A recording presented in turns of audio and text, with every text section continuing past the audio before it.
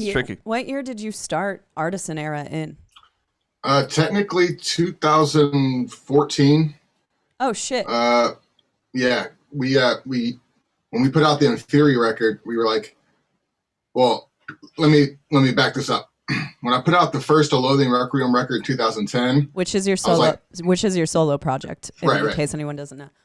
I tried to technically that's the first Artisan Era release because I was like, well, fuck it, I'll just release my own shit.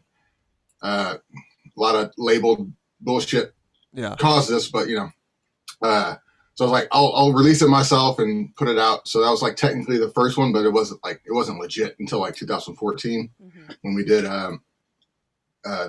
The Path of Apotheosis, the Inferi record. It sold so good, and Mike and I were like, well, let's just use all this money, invest it into the label. Yeah. We made the label legit, and let's just do it this way. Pull all that money back into it, and then that way, whenever our projects, need to record or whatever, we just use that money. Yeah. Totally. So you didn't say okay, we're gonna go get a couple Xboxes. You're just well, I'm not gonna take any of it, and just this is gonna self-sustain. Just keep it going. Yeah, the idea was to self-sustain the projects that we were working on. Yeah. That way, it didn't have to come out of pocket from us working or whatever.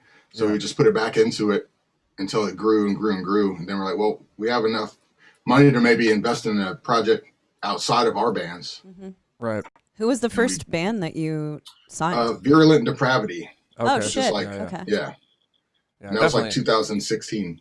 Okay. So really, your inspiration for it was out of a dissatisfaction with being involved in labels. Yeah. Basically. Was there a moment that made you something specific that happened that made it?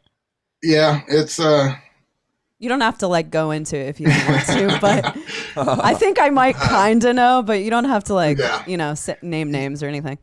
Yeah, basically I just kept getting fucked by labels, and it felt like every band I was in that was associated with a certain label kept just kind of fucking up the trajectory and momentum of what I was doing. Yeah.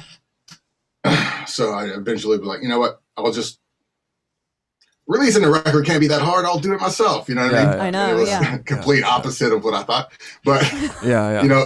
Learning through the mistakes, I can't even believe what I was doing that far back. You know what I mean? Right. Yeah. So you think you were sort of somewhat naive to think oh, I got this, I'm gonna go do it.